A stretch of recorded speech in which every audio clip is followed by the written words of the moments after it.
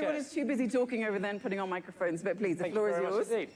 Superb. Right, we're going to change tack a little bit now in the next hour, and just carry on with a conversation which I feel stunningly, please manage, take a seat, which I feel stunningly passionate about. Just a little bit of history.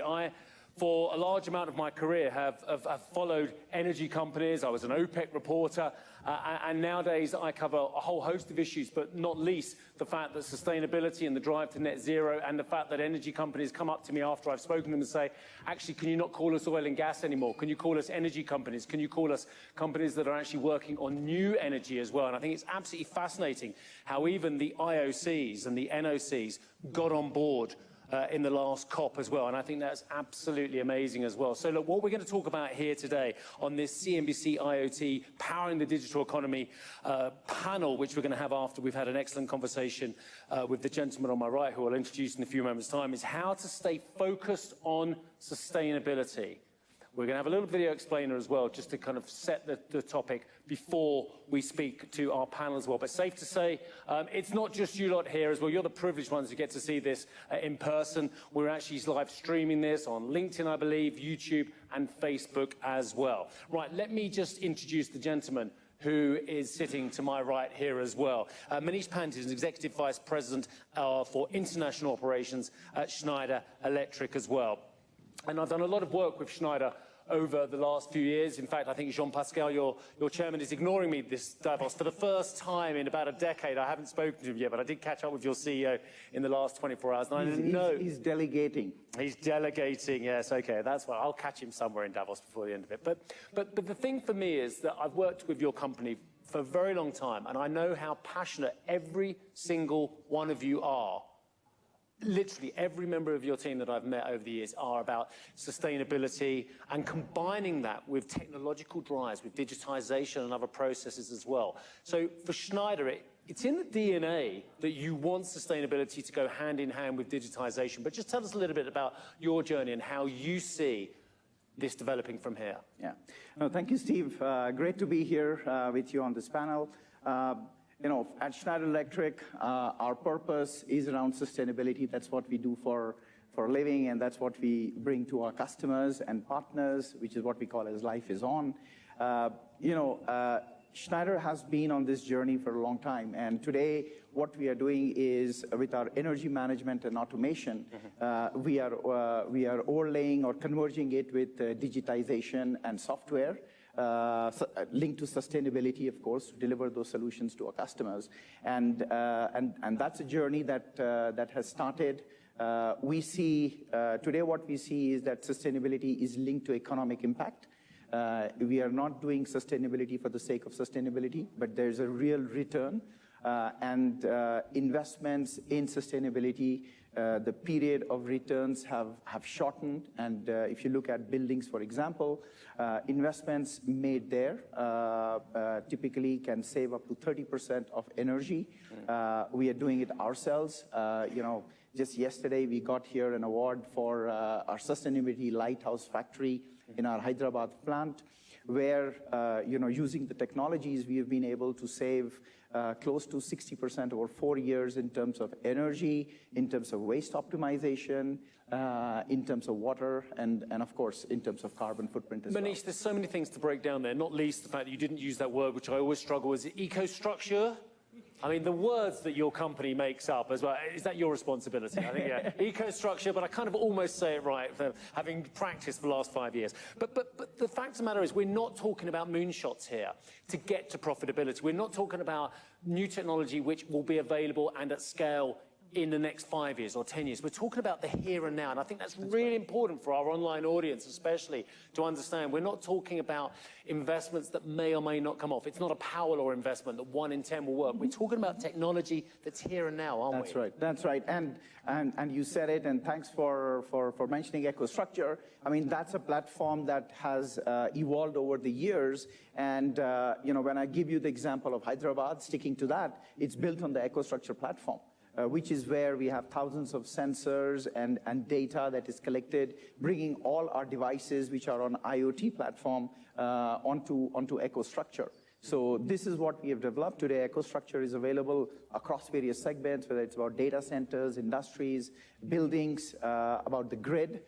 Talking about the grid, I think that's something which is very crucial as part of this, digital energy transition that is going to happen. It's really interesting. I've had so many conversations with brilliant people about grids, whether it's the CEO of Vestas here yesterday, or wherever it was Ignacio Galan from Iberdrola today, and it comes back to the same point. There is some stunning technology out there here and now, at scale, as you mentioned, but we need grids, and grids need to be supported by government, by legislation, and maybe by leveling the playing field, taking away something from some industries, i.e. subsidies, so that actually others want to invest in grids. Yeah.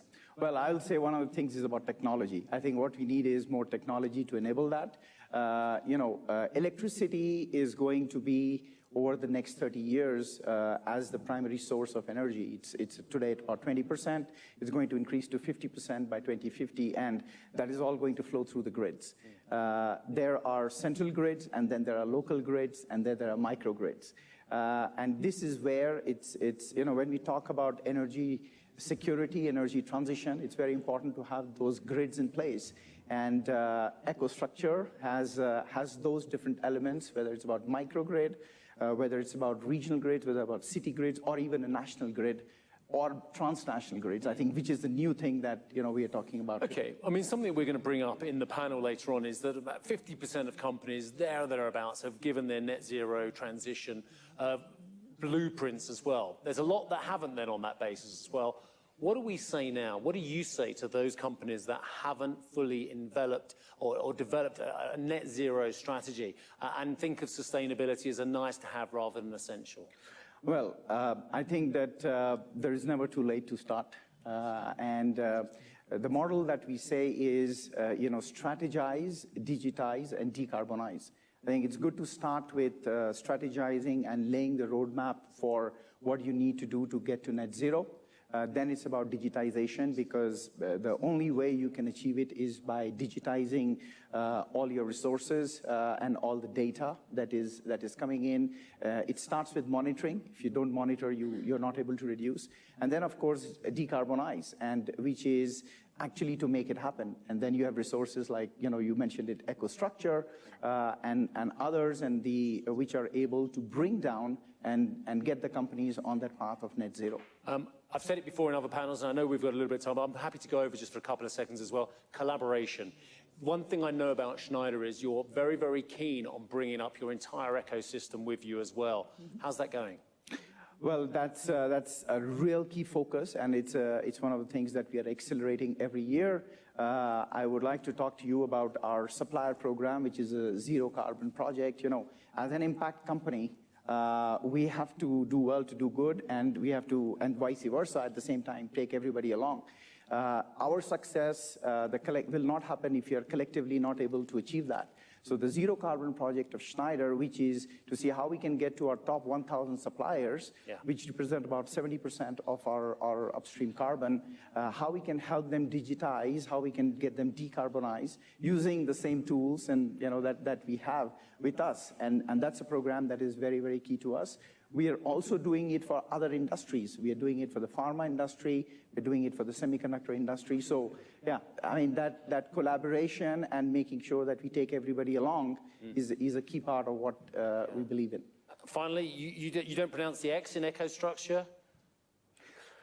Well, you did it without the X. I always get it pronounced wrong. EcoStruxure or EcoStruxure or? Well, we call it EcoStruxure, and I would leave it to my marketing colleagues to tell us about. I'm getting the glare from your marketing colleagues. I better move on. Manish, it's lovely to see you. Thank you very much. Thanks a lot, Steve. Have a good session. Thank you. Well, look, that was a fabulous scene setter for us, but in case you haven't got the message already out there online as well, we're actually going to give you another little scene setter, 2 to 3 minute video now, while we actually move the furniture around a little bit. And I've got an absolutely top-notch panel for you coming up in a couple of moments' time. It's the start of another year, and the world is one step closer to 2030 and its many climate targets. With varying commitments from the private sector, what obstacles threaten these targets and what could help accelerate progress? We now know that there's about 725 billion which has been committed. And we, of course, celebrate that. But the truth is, we need $4 trillion in order to help the developing countries to get to net zero by 2050. And we need $5.9 trillion to get to 2030. Half of the world's largest 2,000 publicly listed companies have now set net zero targets. Yet, according to a report by the independent consortium Net Zero Tracker, only 4% meet the UN's starting line criteria. To make matters worse, economic pressures and geopolitical uncertainty is shifting business priorities. It is the most volatile, most dangerous time for geopolitics in my lifetime. Every CEO I'm talking to, all the banks that I'm talking to, are factoring in geopolitics in their thinking in a way that they didn't 5 years ago, and they didn't before Putin's war in Ukraine, which was a geopolitical wake-up call. If I asked anybody in Europe 2 or 3 years ago what they wanted from energy, they would almost exclusively have said net zero. If I ask them today what they want from energy, they will inevitably tell you they want an energy system that works. Despite the uncertainties, a lot of companies that have moved towards net zero are already seeing benefits. We deal with all the big multinationals. If you're not on the green path, I think they won't even use you. They will actually discriminate against you. So when you look at it, actually in the longer term, you are actually more profitable. Many still think that sustainable practices come at a cost, but is the opposite true in the long term? How much value can adopting sustainable measures bring? And when is the tipping point for companies to commit to net zero targets or get left behind? Welcome to CNBC's IOT, powering the digital economy debate, as we focus on how embracing the values of sustainability can help drive value. Right, well, that's a bit of a scene setter. Look, I've got this most amazing panel. Most of the people on this panel I've met before, with the honourable exception of one gentleman there as well. And I can tell you they are some of the best speakers and some of the most passionate speakers around on this issue as well. Look, I'll just take one step backwards before we go forward as well. A lot of us were at COP28 as well. A lot of us thought, right, okay, despite the concerns about the presidency there was some real progress made. But a lot of corporations went away, having made their declarations about net zero, having made their statements about how green they are, but actually putting meaningful plans in place is a nice to have rather than an essential. I spoke to one man yesterday. I thought, well, do you know what? I understand why sustainability is a secondary to you. And this man was a man who's the president of a country that borders Russia and just wants to survive rather than worry about green issues. And he said to me, he says, yeah, I would love to worry about sustainability, but that's my secondary issue at the moment when I've got the Russian guns very close to my border as well. It wasn't Ukraine, it was another bordering nation as well. And I think there's very few people who have that kind of excuse. People say, I need to worry about my shareholders, I need to worry about my employees, I need to worry about my capital growth, I need to worry about my debt profile. But actually, that's just a list of excuses. And I think pretty much we're all on the same page on this one as well. I will tell you who the panel is before we move on as well, because in no particular order, to my absolute right, and it's lovely to see Dr. Ilham Kadri, who is the CEO of Syensqo. Obviously, you split up a very, very well-known Belgian company for a 160-year-old company and have done incredibly well doing that as well. Cenk Alper is the CEO of Sabanci Holdings, of course, enormous conglomerate, so absolutely vital that we get your view on how different parts of the business are moving forward, and yet there are other parts of the business it's going to be very hard to move forward on sustainability. I think it's fair to say a good friend of mine, Ester, is the CEO of Novozymes as well, and it's nice to see her son in the audience as well. One of the most passionate speakers you will ever meet on sustainable issues as well. The one man I haven't met so far is Usher, who is the head of the UN Environment Programme for Finance Initiative as well. You play a key role, of course, in making sure the finance moves to the right position as well, or just telling us what the barriers are as well. And we've spoken online before. I don't think we've met in person. Rebeca Minguela, who's the CEO of Clarity AI.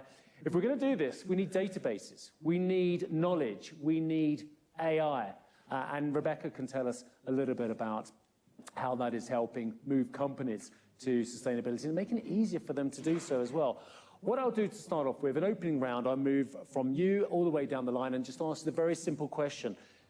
How do you think we're doing on the move to net zero? Do you think that the companies that aren't embracing it quickly enough, do you think that their excuses are just falling on deaf ears and actually that they should just get their act together, or actually there's some legitimate reasons why they're not moving forward?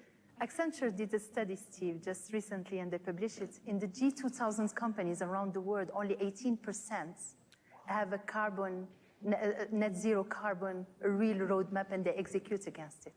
Only 18%. So no, there is a lack of sense of urgency. I represent here, as you know, a hard to abate, so it's not easy for us. It was impossible when I joined Solvay by 2019. We were cutting half of the emissions Paris were asking us to do. And since then, we dreamed big. It was scary dreams, and my team did it. We did 2 times Paris every year, and we are profitable. And if we can do it, everybody can do it. So yeah, the road to carbon neutrality is long, is costly, is not easy. We need to rethink regulation in a region like Europe.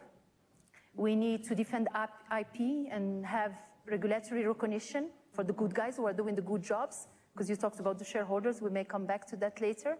And 3, we need to scale up innovations. We need to think differently about chemistry, right? I mean, chemistry is about cooking. Carbon is not, you know, the devil, is not the enemy. We take just the Mendeleev table and we do something out of it.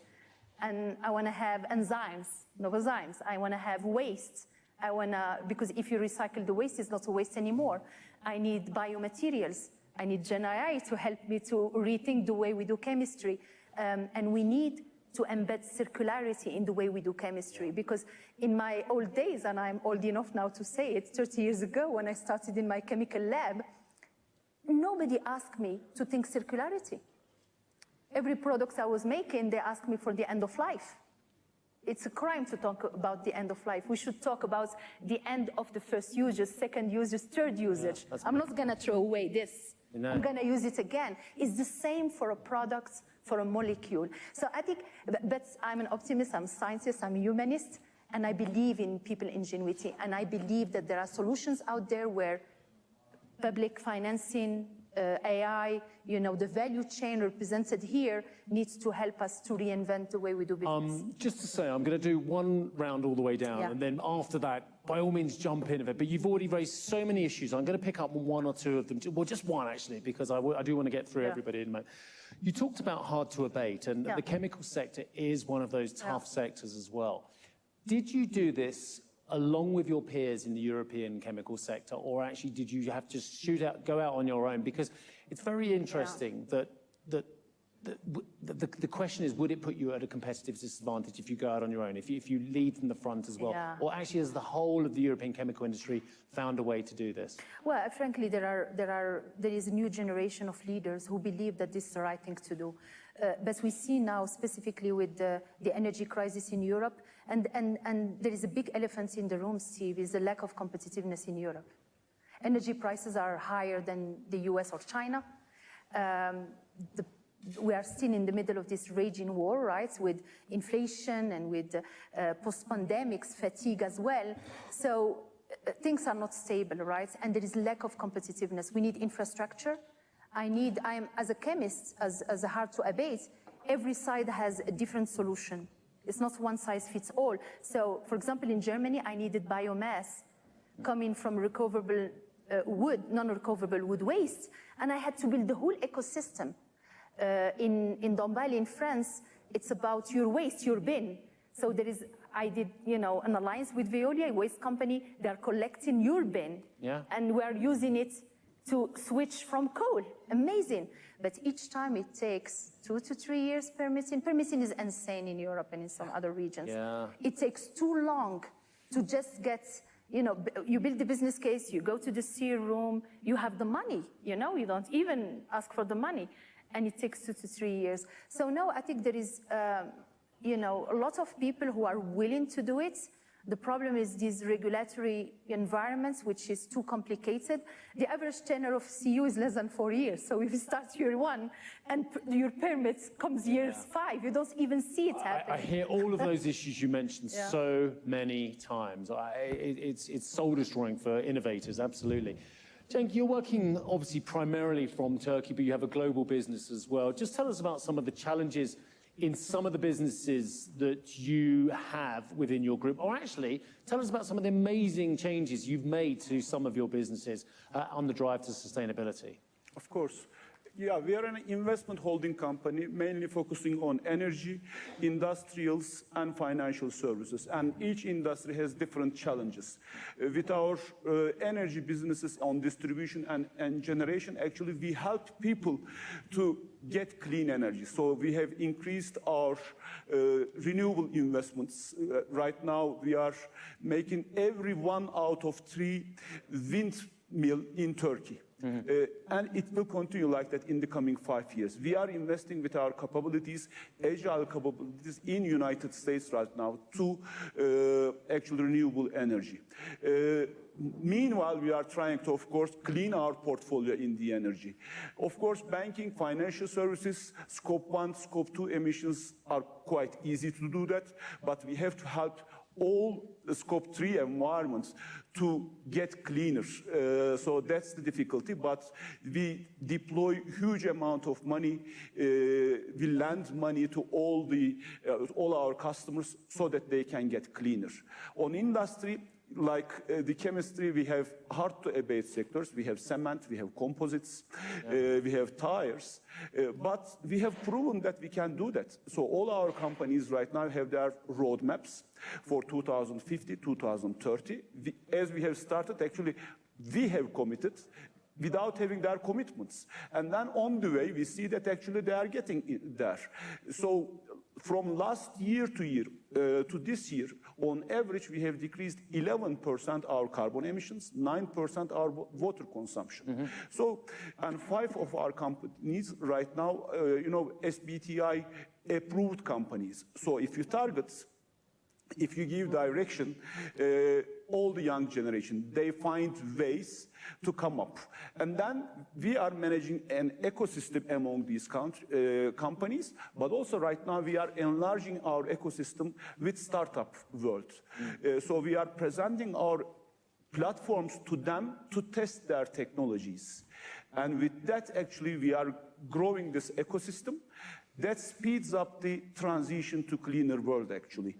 And just to go back to the conversation we've had with Manish as well, these changes, these enormous changes that you're making throughout this whole host of investable companies within your group and the startups, this isn't costing Sabanci Group more. It's actually making fine business sense, is it?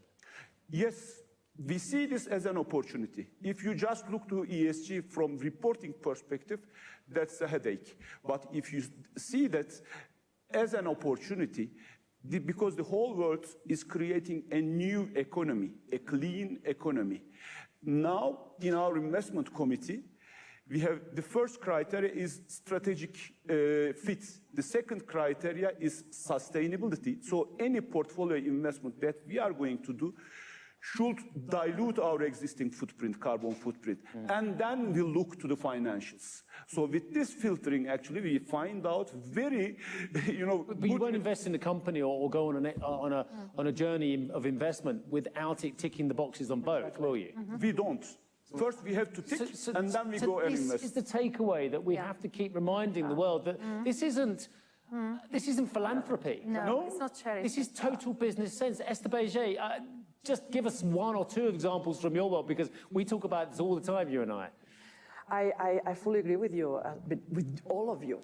It is not about sustainability or delivering shareholder value. Actually, sustainability is the only way for delivering long-term shareholder value. So it is the right way. And there's mainly 2 simple principles of why there is the strong statement, it becomes true. For running a company and deliver long-term growth, you need demand and you need people. There's many other things you need. You need ensure technology, you need the debt, but the demand, it's moving on the solutions of the future. The demand on fossil-based solutions is going to peak within this decade. So do you really want to invest for the solutions that they're going to be in decline within this decade? If you want to attract the people, if you want to attract the very best talent, you need to give a purpose. You need to give a place that you feel that you belong. You need to feel that you're going to be part of something bigger.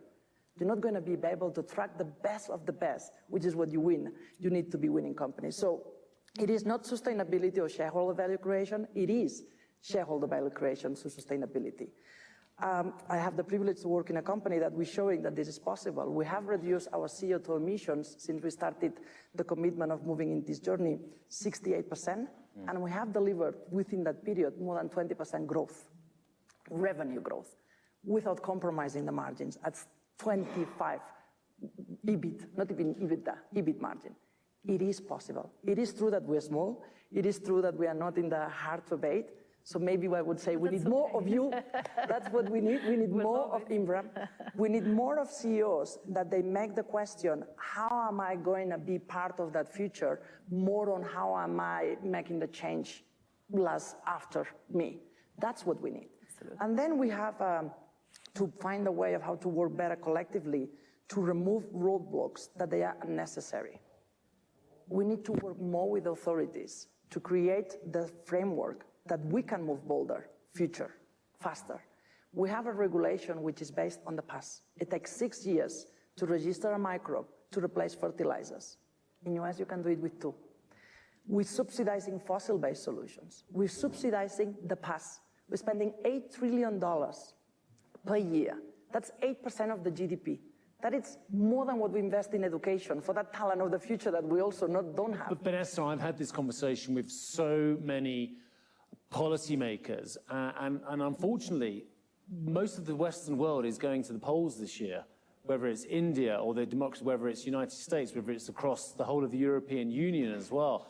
And very few parliamentarians and governments are willing to take away something in election years as well. And I don't know how we get past the subsidy issue. I really don't, because we didn't in COP28. We didn't put a price of carbon on successfully on the global basis at COP28.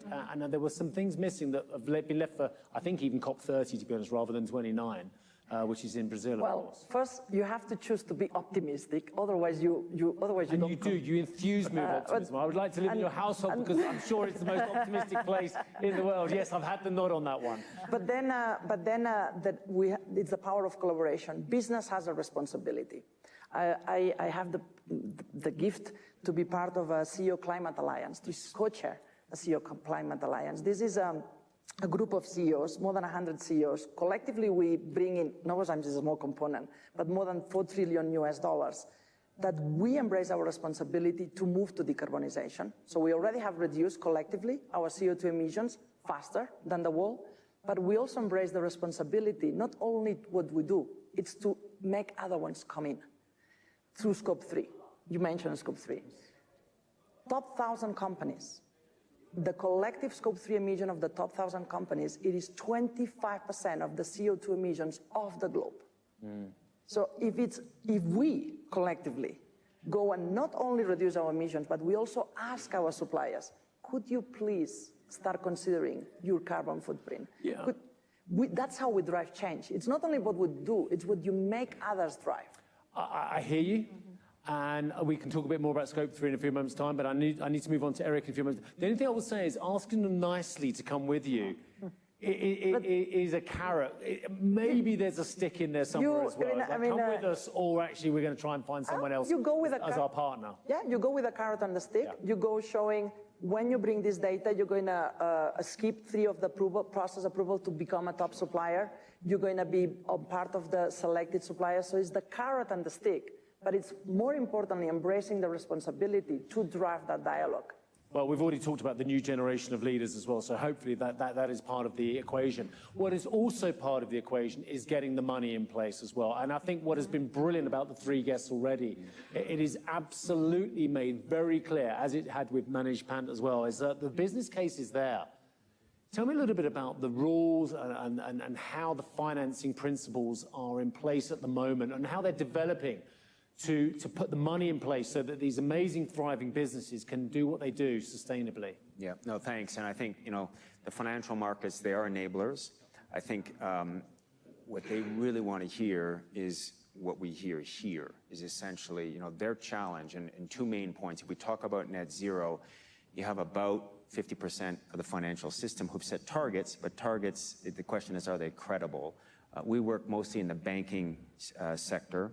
To frame a little bit there, about 40% of the banking system have set targets. We have the 10 largest banks in Europe, plus many others in Europe, 10 largest in North America, the 7 largest in Latin America, many of the largest in Asia, and also in Africa and Middle East. It's a global phenomenon. That's the first point. I think the second point is it's easier to decarbonize a financial portfolio than to actually work with your clients to help them decarbonize. So that, the real action is not really an divest decision. It's about how do you work with your partners, your clients, your customers to figure out what they need to do. So it's carrot, not stick, is what you're saying? Well, it's opportunity driven. And essentially, and what a bank will do or an investor, they'll say, okay, we set a target, but how do we make it real? First of all, 2050, that's the next lifetime. 2030 is the first interim where we have to have clear business targets within the business cycle. How much we're going to reduce in which sector? We need to look at steel, we need to look at cement, agriculture, transport, energy. And for every one of those sectors, we need to understand what is the transition pathway. Chemicals, how is that industry going to decarbonize? We can't come up with it ourselves as a bank, because we need to work with others. We need to work with the scientists. We need to work with the industry. And then once we have that pathway for the industry, we need to work with our clients and figure out, is this client going to be a leader? Are they going to win in that transition, in that pathway? Are they going to be a laggard? Are they going to become an increased credit risk for us? And we need to start putting pressure on. So I think it's that relationship between finance, capital, and the real economy, we would say, where the action is. And it's true up and down the promenade here, net zero is a little bit less prominent than maybe in recent years, but what we see under the hood is that the work hasn't stopped. The political environment has gotten more complicated. The geopolitics are very complicated, but this is about doing business. And this is about how a bank or an investor or insurer or actors in real economy say, well, this is about our future. And I think the key differentiator on the future is everybody knows the future will not be like today. And the question is, are you going to be a future taker or are you going to be a future maker? There is an enormous demand from the finance sector to find viable projects, though, as well. One thing that I saw, certainly out of Dr. Sultan's presidency as well, is that the money's there, whether it's from the Middle East, whether it's from Asia, especially from China as well. Everybody is craving sustainable initiatives, but they want to make it profitable as well. They don't want to go down too many blind alleys as well. But the money is there for the right projects, isn't it? I mean, we haven't got a logjam. Despite the fact that the cost of money is completely repriced in the last couple of years, the money's there, isn't it? I mean, I think a differentiator is the really green stuff, like renewable energies, mobilizing a lot of capital today, more than fossil fuel industries. So that's positive. Electric vehicles, positive. The money is starting to move away from the really non-green stuff. But the real challenge is everything in between. What some would say the 50 shades of green. And therefore, when we talk about transition finance, how do you help companies, industries transition? And there, the challenges there, there's a lot of definitional issues. What does it mean to transition? If you're going to work in helping deal with heavy emitting sectors, and you're going to put more capital in to help them reduce, that's going to increase your emissions profile. So there's a lot of definitional stuff that's needed before the capital is going to flow really at scale. Eric, you mentioned 40% of banks are working on this. I think you said 40%. Yep. So that begs the question, which I should have asked straight away, what are the other 60% of banks doing? That's a problem, obviously. They don't care? Here. Well, it's definitely an issue, and we do start to talk about like a dirty premium, like someone is dropping all these assets so someone else can pick them up. But this is one of the first points that my great friend here talked about as well, is like the competitive landscape. If there are people who are not putting a premium on green and doing it at a dirty premium and then unfair competition, when is there going to be kind of, I don't know, the investors in those banks making the pressure, or are they really not putting them under pressure? Yeah, to some extent, investors, also regulators. Right? Regulators. We'll come back to regulators in a moment. And just, I'm going to speak to Rebecca now because she's been stunningly patient at the end there as well. But then, as I say, we'll just jump in on everything and we'll see where we go on this one. I like this bit. It's where it just goes all crazy and I can throw the paper out the window. Eric mentioned that net zero is not as prominent on the top parade here in Davos this year. Last year, he couldn't move for cryptocurrencies, but what I can't move for now is AI, the acronym. It's absolutely everywhere. AI can really add the next level of invigoration to a lot of these projects. I mean, we spoke to Manish about digitization. Tell us about how AI and the initiatives that are being done can really invigorate the process. Yeah, there are multiple areas in which AI could significantly impact the climate space, of course. But in my space, specifically my company, Clarity AI, focuses on providing technology to the investor segment, the corporates, consumers as well, to better understand sustainability more broadly, climate also specifically.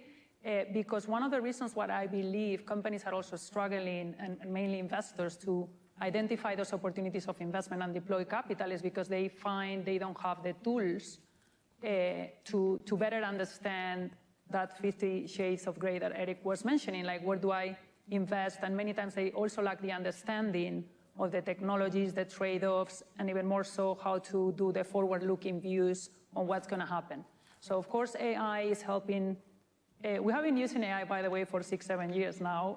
So for us, it's great that there is so much hype now. I mean, we spoke several years ago for the first time. Yes, so yes. It's amazing how it's just become the biggest thing in 2023. But you know what is interesting? That when we started, we were struggling to get investors to adopt anything or even touch anything that had to do with machine learning, AI estimations, because they thought it was a black box.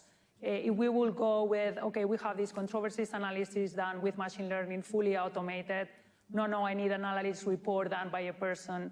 And now they are now. Now they don't want the people. No, well, they want a combination. They always want to have some kind of like the human in the loop, right? They want to hear that there are people somehow looking at the quality. Until they realize there's a cost to that human being. Yes, exactly. But it's good that now finally we have the hype, because hopefully if they walk the talk, they are going to be adopting more those technologies and using carbon estimations. We did carbon estimations on 30,000 companies, like covering 98% of the market cap 3 years ago, and they wouldn't use it because they wouldn't rely on estimations.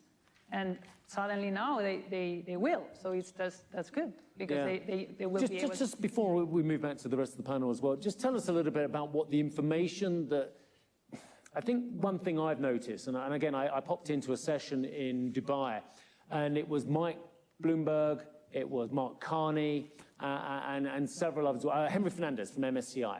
And they were talking about putting together this open source database as well of information so that everyone can see what how sustainable everyone is. And public utility for and that for me was great, so that everyone's going to have this great tool so we can rate companies, we can work out who's moving forward, we can work out, and so then you can just get through the gump, because there are too many different standards out there, aren't there? So that for me was one of the most underreported but important sessions in COP23. Yeah, that's a very encouraging initiative. We're also part of it, but the issue is that, in my opinion, we might be moving too slow, right? There are only 360 companies in that database, right? And there are 60,000 listed companies in the world or more, right? So it's still very small number that is covered, but hopefully the public utility is going to expand that coverage. But it's very focused on very few companies right now. So it's still. But hopefully with the new regulation that the CSRD in Europe and the new regulations requiring most of the companies to report at least a minimum amount of information. Yeah. Well, let's go through now. And as I say, everyone can jump in at any stage now. We've got 20 chaotic minutes here as well. Should we crack on with regulation as well? Because we need more, we need better regulation, we need global regulation. I mean, you started off talking about this as well. It's like the hand of government, the hand of the European Commission as well. They've got a role to play, and are they not playing their role? Well, first of all, I can start. Yeah. I can start shooting. We are in a fragmented world. There is no harmonized carbon pricing, right? And I was hoping. Yeah, I know. I was hoping. Yeah. That this would be the COP? I was hoping as well. At Solvay, for example, when I joined the company in 2019, I put an internal carbon pricing in the company. Wow. It was 50 euro a ton when it was 25, and I put it 100 euro a ton in 2021 when it was 50, before the Russian crisis. People told me, you're crazy, you're going to destroy your business. Actually, it was the best thing, and it impacted the pockets of my leaders, my business presidents and mine, by the way. So we made it as part of the way we invest, right?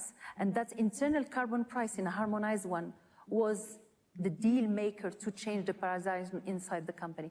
So fragmented world, no harmonized carbon pricing, so there is no level playing field.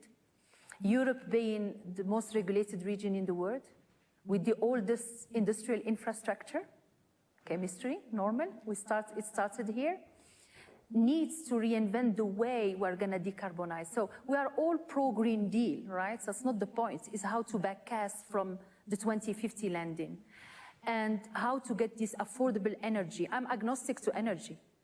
I can use biomass, hydro, solar, wind, whatever. I just need this affordable 24/7, 365 days a year, right? So we need that. So coming back to regulation, yeah, I talked about permitting. I'm not going to repeat myself.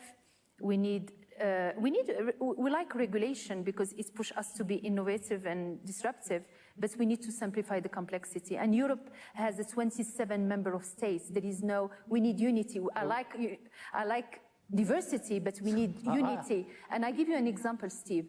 In waste, so I'm using waste to replace coal, right? In my boilers, waste doesn't travel in Europe. Doesn't travel. France is 300 kilometers, Bulgaria, you cannot bring the waste of others. But if you reuse the waste and the bin to decarbonize, it's great, it's a resource. So I think we need an industrial policy, we need an energy policy, and we need it to support us to be sustainable and profitable, which we can do. We did it. If Solvay can do it, we doubled our returns from 8 to 15%, 15.5%, in 5 years, where we did 2 times Paris. Yeah, we don't rush in Europe, do we? With our, I mean, you know, don't get me wrong, I'm a very proud European, but 27 countries don't get to any decision very quickly, do they? Ester? Not very quickly. And on top, it needs to be the right decision. So we need regulation. Regulation is good. But then we need to regulation which is looking forward and not backwards. We have a beautiful regulation, but it's based on the solutions of the past, on the way we were working before. We need a regulation that brings possible, creates the path, allows the path, protects the consumers, protects the planet, protects the biodiversity, but does not create unnecessary roadblocks. The solutions exist.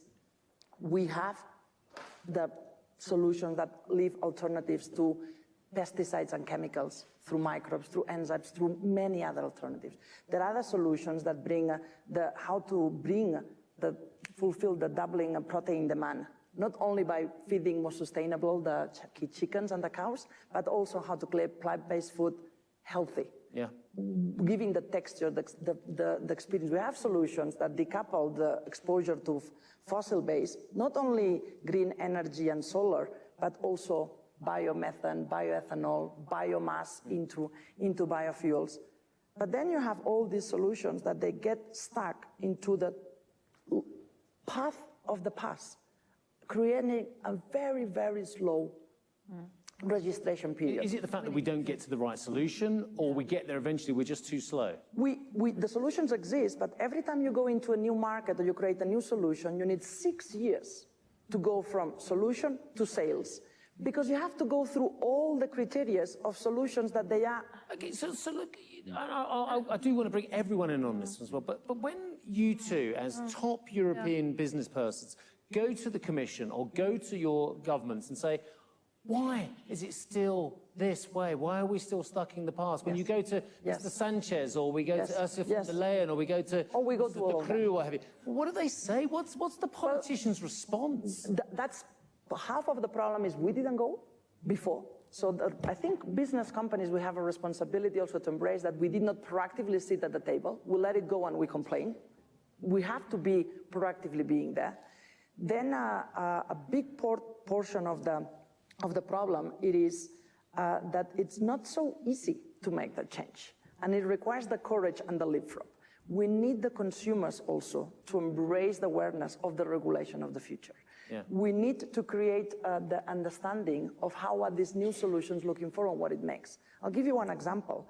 The novel proteins to bring healthy foods through plant-based as an ingredient, here in Europe, they cannot be used. They can be used in US because we look at the solution with the which is the same that the cow makes, but we look at the way that they're being produced.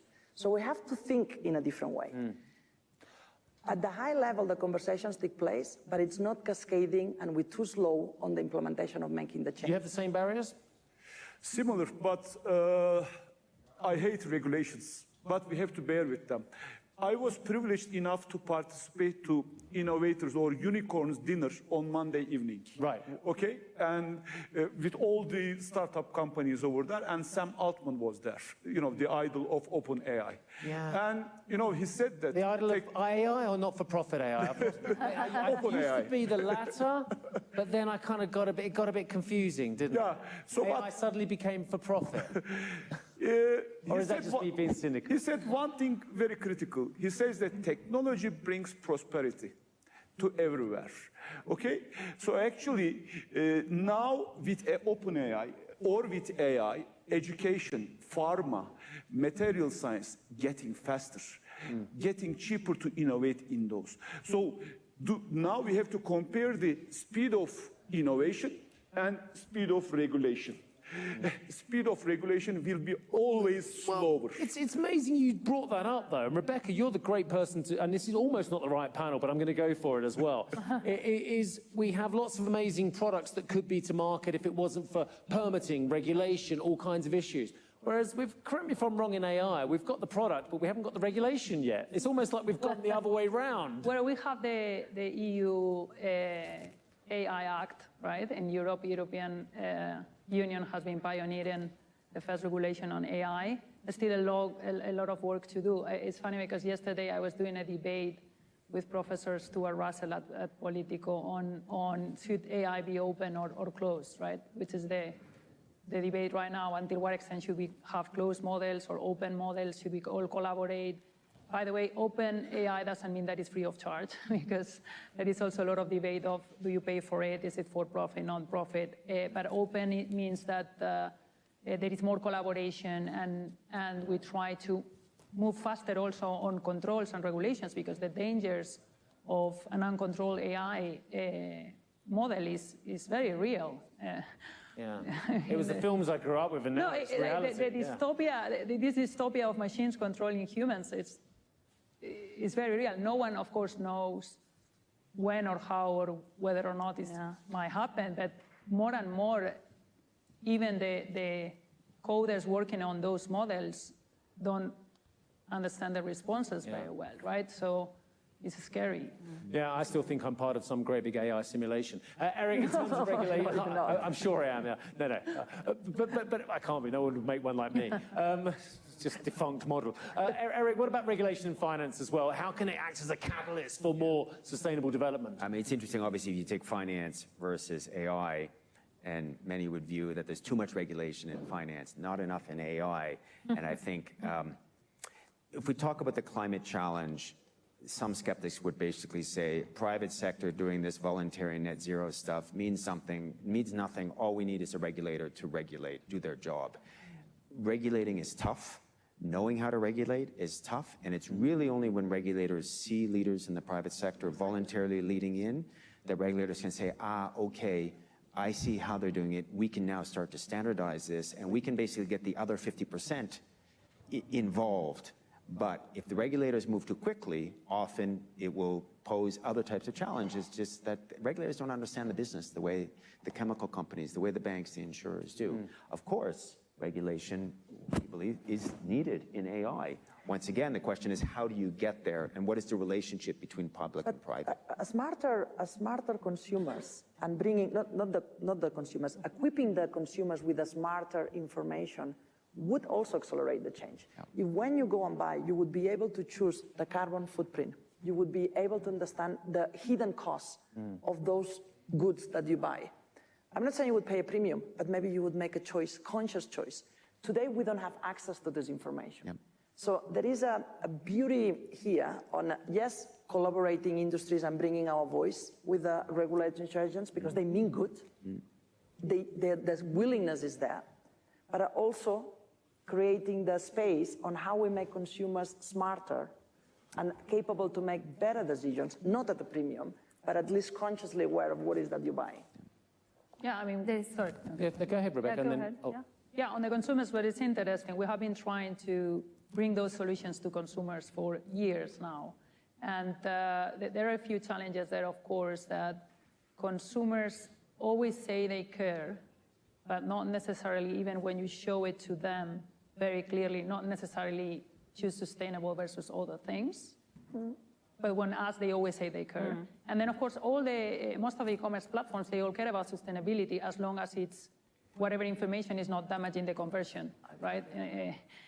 One more click of the customers to check sustainability, that's a bad thing on the conversion of funnel of those platforms, right? So it's complicated to get it there. I think it's an interesting conversation. There is another big elephant in the room, is to create demand. Yes. So, and when you say consumers' rights awareness, is more than that.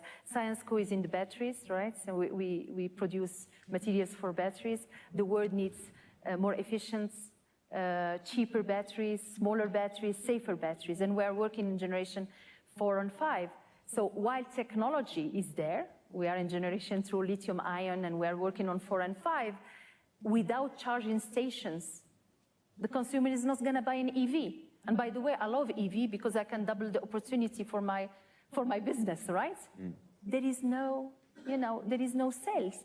So we need financing, we need the authorities, we need the nations to start building this ecosystem. So that's the demand we need to create. And it's electrolyzers. You are using electrolyzers. We are in green hydrogen production, and you need the ecosystem. You need the green energy to make it green hydrogen. You need our products, which makes a membrane to electrolyze, water to make hydrogen. And we need the critical mass. We cannot do it alone, right? Or use byproducts. I mean, we're chatting in the lounge, right? When you can use byproducts of hydrogen and reuse it rather than waste it. So it's amazing, the opportunities, but we need to create that demand. It's important. And cannibalize the way we were purchasing and buying in the old days. I think ecosystem is the key word here.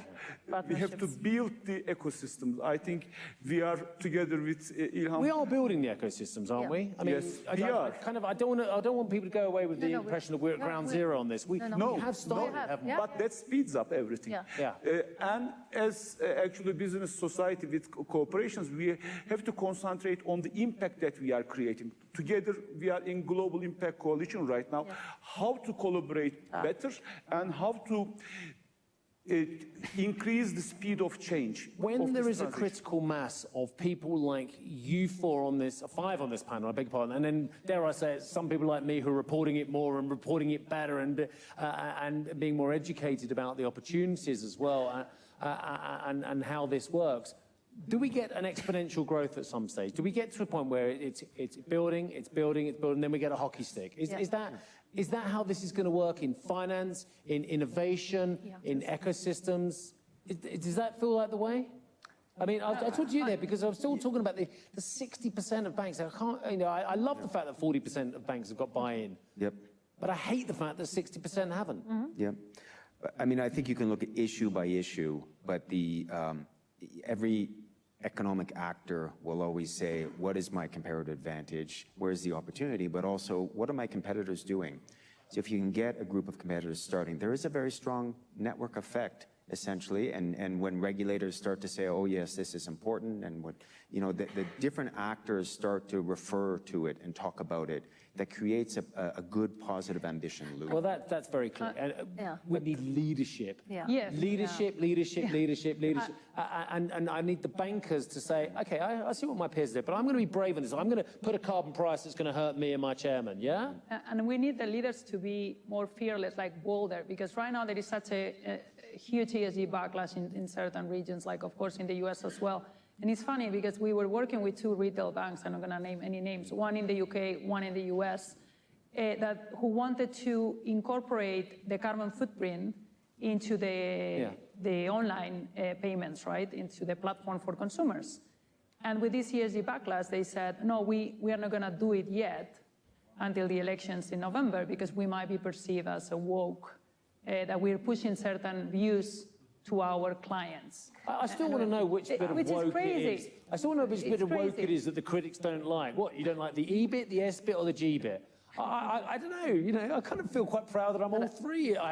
Which bit of the woke, but don't you people who don't like woke like? Online, give me some abuse online, I'd like to know. You're going to come in on this. I wouldn't count on the exponential, Steve.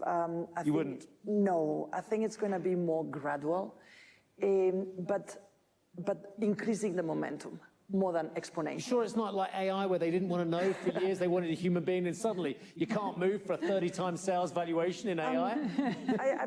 And I genuinely don't believe that exponential is good. It's a way, and Hinra mentioned that at the beginning, it's a lot of upgrading what we have to. It is about, yes, shift and lift. It is about build new. The new investments need to be about the future, but it's a lot about saying thank you on what we have. Some of it, it's the past, but some of it, it's converting. This is why I don't see it's exponential. Because, but I do see that the peak, it's there. Yeah. And we're going to move in the less fossil, more sustainably. That it's at the midst of happening. I think we have a history. We are scientific people and technologists, so we know how to upscale a technology. So when you take green hydrogen, for example, today the cost is 7, 8, or 9 euro a kilo. It needs to be below 2 to be cost competitive. We know that. You need more electrolyzers. He's one of the first one using them, and I'm using one of those in Europe. And we need that critical mass. We need data to learn and cut the waste and be high. The difference why it's going to go quicker is because Gen AI is disrupting our industry. ChatGPT is disrupting our industry. I dream of a ChatGPT of the elements of Mendeleev table. Change it from letter and language to chemistry. I mean, it's going to be just amazing, Steve. So it's about upscaling, but then you need to unleash the potential. You need to have the right regulatory environment to do it. You need to have the right investors' recognition. ROCE is great, profitability is there, but where is my recognition on non-financials? Yeah. So we need to link the dots with regulators and with investors and have a common language. We've got officially 80 seconds left.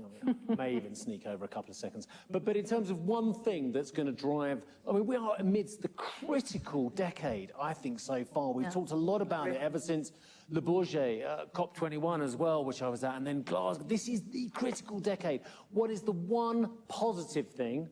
I know there's some negative things we need to get rid of, but one positive thing, we're going to move down the line as well from you, Rebecca, Erica, that actually can galvanize the next 6 years and get us to 2030 targets. As you say, we'll worry about 2050 on another day, but get us to 2030 targets. Rebecca, what's the one positive thing that can drive business as a whole? It's more a wish than a positive thing that I see, but I think just stronger leaders who are willing to really adopt a scalable You mean like these ones here? Yes. Yes. Exactly. Eric? I think stronger leaders committing to a transition plan for their company, which is transparent, and then investors, other actors can then assess and help them deliver. I mean, I don't know what the average tenure of a CEO is. I think I do know. I think it's about 4 to 5 years as well. That's 4 to 5 years where you can make such a difference to the world. Absolutely. Why wouldn't you want to make a mark as well? So leadership who make a mark in transition. Collaboration. With others as well. Collaborate and have a great ecosystem working together, yeah? Leadership who want to move on transition and work in collaboration with others. I have trust in younger generation. And trust the younger generation as well. Wow. So we've got leadership who are going to work in transition, who are going to have collaboration, who are going to work with the young generation, and dream big and be bold. Dream big. I love that. Dream big, be bold, have strong leaders, work with the young generation, collaborate, and make moves forward in transition. It all kind of works, almost as if we planned it, isn't it, ladies and gentlemen? We have Rebeca Minguela, Ester Baiget, we have Eric Usher, we have Cenk, Alper, and Dr. Ilham Kadri as well. Thank you very much indeed, all of you.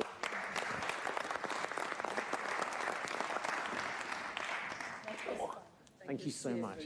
Thank you, Jen. It's lovely to see you. Thank you so much. Lovely to see you. It was great. Rebecca, thank you so much. And here's a strong young leader who's doing a transition now. I'm not that young, I'm afraid. You will always look younger than me. You know that. Only by a couple of years. And what are you off to now? Well, back to the studio? I'm off to the studio for another world leader. Tonight? Now. They're working you